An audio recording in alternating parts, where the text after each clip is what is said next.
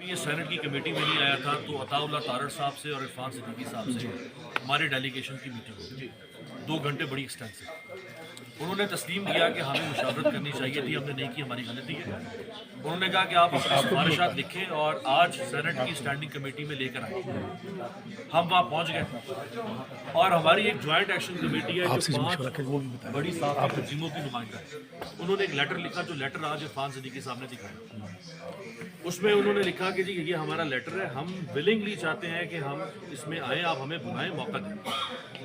ہم بھی وہاں پہ لے کے آ گئے اپنی تجاویز اور ادھر سے اس کا لیٹر آ گیا. اور جے یو آئی والوں نے بھی اپنی ریٹن انہوں نے بھی لے کر آئے. کسی اب طلال صاحب وہاں پہ انہوں نے 30 منٹ کے اندر اندر اس کو پاس کر دیا.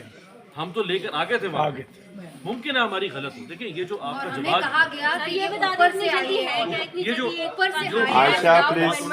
جو آپ کا یہ جواز ہے نا کہ آپ نے کہا کہ وہ گاؤں والا معاملہ ہے اور آپ نے بھی کہا میرے خلاف کسی نے ٹویٹر پہ لگایا کہ میں نے ایک عورت کا ریپ کیا اور میں نے ایک بیوہ کے اوپر قبضہ کیا ہوا اس کی زمین پہ. تو اس سے زیادہ مجھ سے زیادہ کون ہوگا جو یہ کہے گا کہ اس قسم کے بکواس ہم تو افیکٹڈ لوگ ہیں سارے. مسئلہ صرف یہ ہے کہ آپ نے پورنوگرافی کو اور ہمیں ساتھ قومی میڈیا کو ہم نے ملا دیا. کرمنلائز کر دیا تو اس کا برڈن آف بڑا ہائی ہوتا ہے. لوگ نہیں پکڑ پاتے. باقی ملکوں میں سول سوٹ ہے تبھی تو پکڑے جاتے ہیں.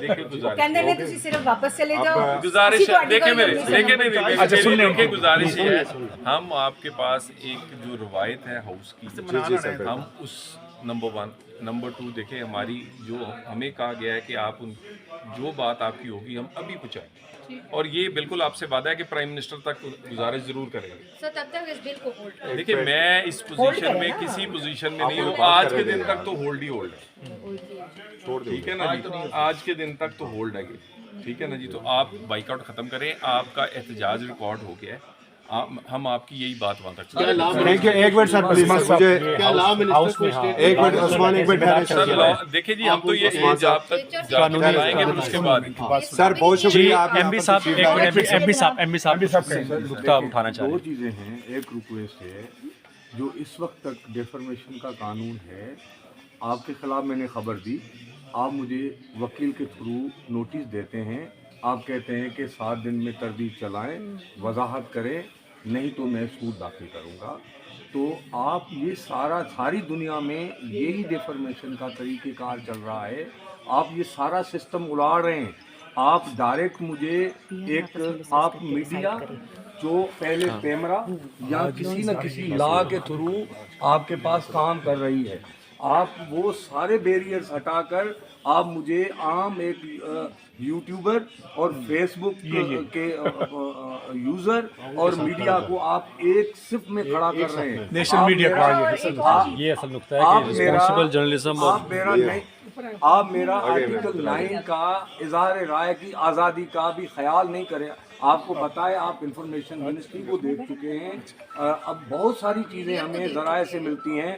کل آپ مجھے لے کے گئے اگر اتھارٹی کے پاس, اب میں جب تک ڈاکومنٹس نہیں ہیں تو میری خبر تو غلط ہوگی, میں ثابت ہی نہیں کر پاؤں گا. اور بہت ساری چیزیں سیاسی ڈیولپمنٹ ہوتی ہیں جس کو مہینے لگتے ہیں وہ صحیح یا غلط ہونے میں. آپ نے مجھے اور عام آدمی میں کوئی فرق نہیں کیا. اور دوسری بڑی بات یہ ہے آپ نے ہائی کورٹ کا پورا فورم اڑا دیا ہے.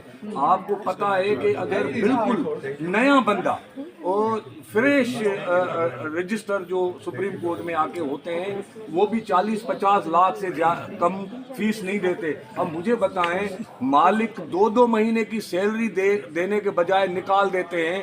اب وہ مالک کو تردید چلا کر معافی مانگ کر مجھے گھر بھیج دے گا. اب مجھے آپ اس طرح کی ولربل پوزیشن میں کیوں ڈال رہے ہیں؟ اور ایک اور چیز ایک چھوٹا سا جواب وضاحت کر دوں. میں پریکٹسنگ لائر ہوں, ایڈوکیٹ سپریم کورٹ سب. یہ جو یہ کانسٹیٹیوشن میں ہے اور لا میں ہے, یہ آپ کو پتا ہوگا کہ ٹریبونل کی جو اپیل ہے وہ صرف سپریم کورٹ میں ہو سکتی ہے. آلریڈی ایسی مجبوری کے ہے سر آلریڈی ہم پہ مس انفارمیشن اور ڈس انفارمیشن کا قانون لازمان آپ کے جی سر یہ عثمان ایک منٹ سر عثمان کہ قتل کا مقدمہ ہوتا ہے تو آپ کو ڈسٹرکٹ سیشن جج, سول جج हाई कोर्ट सुप्रीम कोर्ट